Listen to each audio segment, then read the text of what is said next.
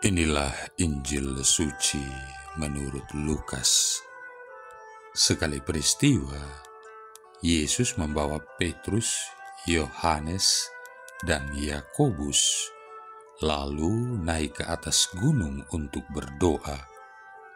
Ketika ia sedang berdoa, rupa wajahnya berubah dan pakaiannya menjadi putih berkilau-kilauan. Dan tampaklah dua orang berbicara dengan dia, yaitu Musa dan Elia.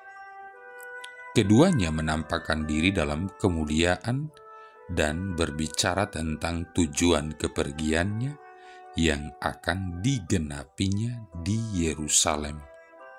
Sementara itu, Petrus dan teman-temannya telah tertidur, dan ketika mereka terbangun, mereka melihat Yesus dalam kemuliaannya, dan kedua orang yang berdiri di dekatnya itu.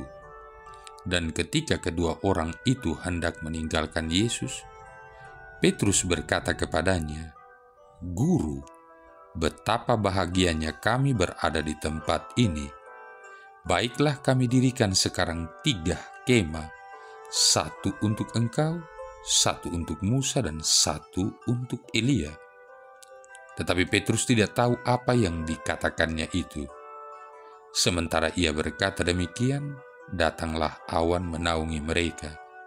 Dan ketika mereka masuk ke dalam awan itu, takutlah mereka.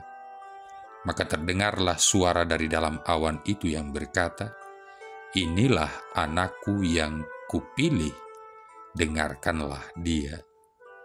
Ketika suara itu terdengar, nampaklah Yesus tinggal seorang diri, dan murid-murid itu merahasiakannya, dan pada masa itu mereka tidak menceritakan kepada siapapun apa yang telah mereka lihat itu. Demikianlah sabda Tuhan. Saudara-saudari yang terkasih, salah satu kecenderungan kita manusia dewasa ini adalah ingin menikmati hidup sepuas-puasnya. Kecenderungan untuk menikmati hidup sepuas-puasnya ini akhirnya menghantar kita manusia kepada senang atau nikmat sesaat. Akibatnya, kita manusia lupa diri atau lupa daratan. Kita jadi lebih sibuk dengan barang-barang duniawi dan berbagai kegiatan lainnya yang tidak perlu dan tidak jelas. Dengan demikian, maka tugas pokok yang menjadi prioritas kehidupan justru diabaikan, sehingga yang muncul di sana-sini adalah sifat ingat diri, egoisme, malas, dan maunya yang enak-enak saja.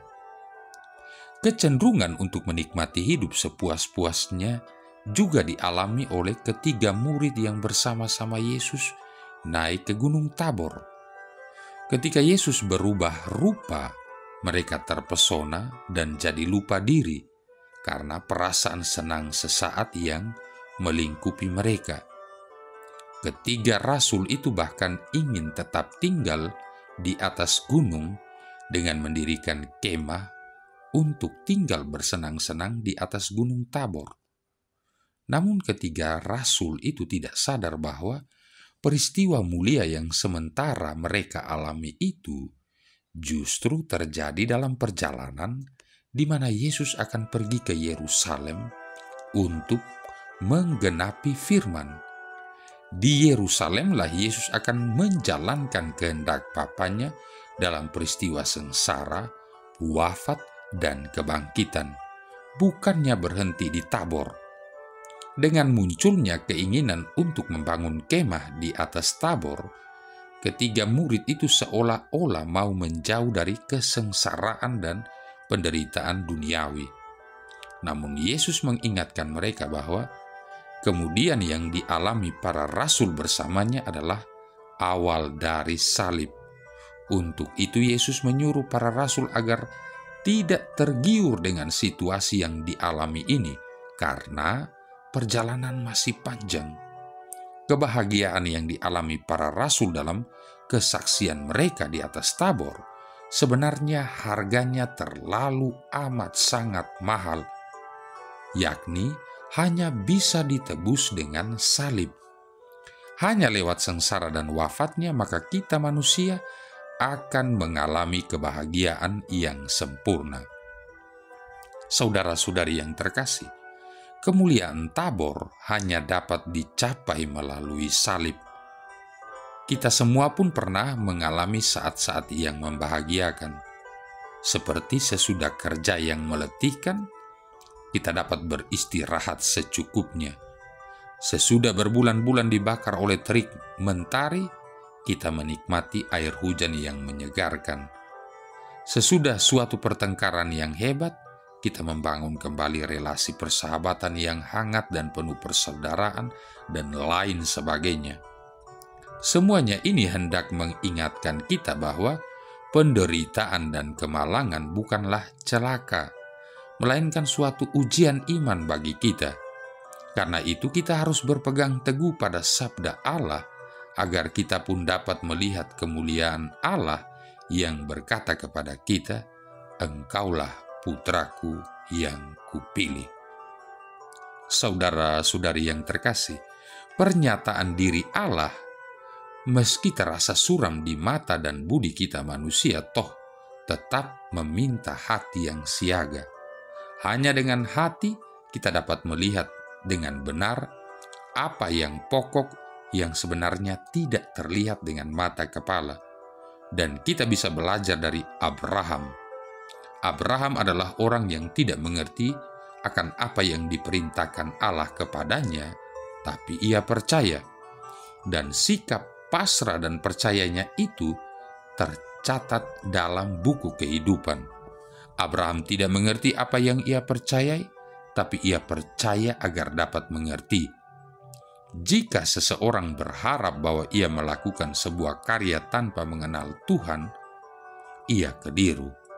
Iman membantu kita untuk menemukan seorang Allah yang dekat dengan hidup kita, seorang Allah yang tidak pernah melupakan kita. Bisa saja seorang ibu melupakan anaknya, tapi aku sekali-kali tidak. Demikian kata kitab suci. Saudara-saudari yang terkasih, pernyataan diri Allah yang sempurna adalah putranya. Inilah putra kesayanganku, dengarkanlah dia. Yesus Kristus, sang putra sesungguhnya, mengungkapkan rahasia keilahian dari sang Bapa. Karena itu dengan mengenal putra berarti kita mengenal Bapa. Perubahan rupa wajah Yesus merupakan mahkota hidup doanya. Satu pikiran yang penuh kesejatian yang tertuju ke surga adalah doa yang sungguh sempurna. Boleh saja kita menjadi pengagum berat, bintang-bintang film kelas elit, atau pesepak bola kenamaan, supaya bisa dibilang gaul, tapi kita harus mengakui dengan hati bahwa kita sebagai orang beriman bagaimanapun memerlukan Yesus Kristus supaya bisa selamat. Yesus Kristus harus lebih mulia dari segala-galanya di dalam hidup kita. Pengungkapan misteri hidup kita terjadi masa kini di dalam iman.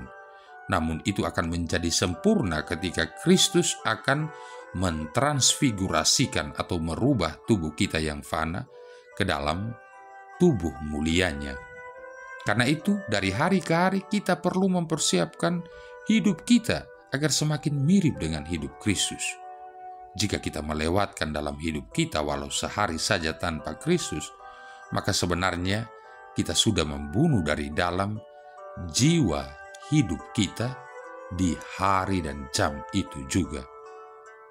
Saudara-saudari yang terkasih, pernah di suatu kesempatan Lucifer, sang raja setan, menguji setan-setan kecil tentang cara yang bisa mereka gunakan supaya bisa memasukkan manusia ke dalam neraka. Lucifer bertanya, "Bujukan apa yang akan kalian gunakan?" Salah satu setan kecil mengacungkan jari sambil berkata, "Saya akan memberitahu manusia bahwa tidak ada surga. Surga hanyalah angan-angan."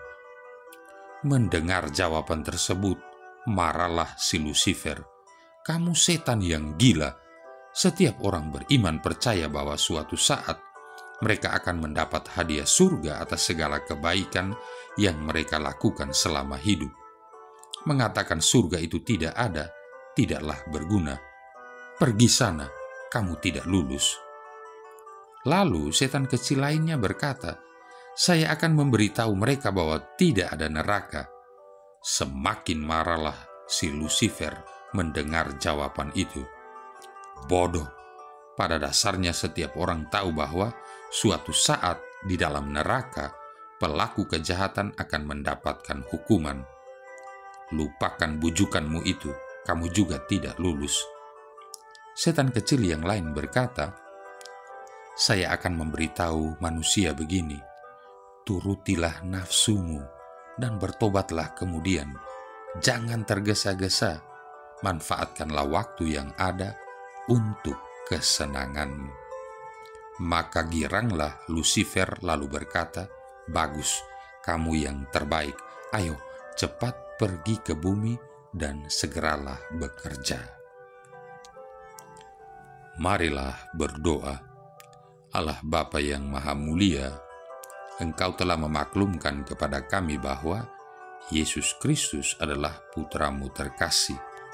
Ajarilah kami untuk selalu mendengarkan dan melaksanakan sabdanya, dan berilah kami pengertian akan misteri sengsara, wafat, dan kebangkitannya demi keselamatan kami.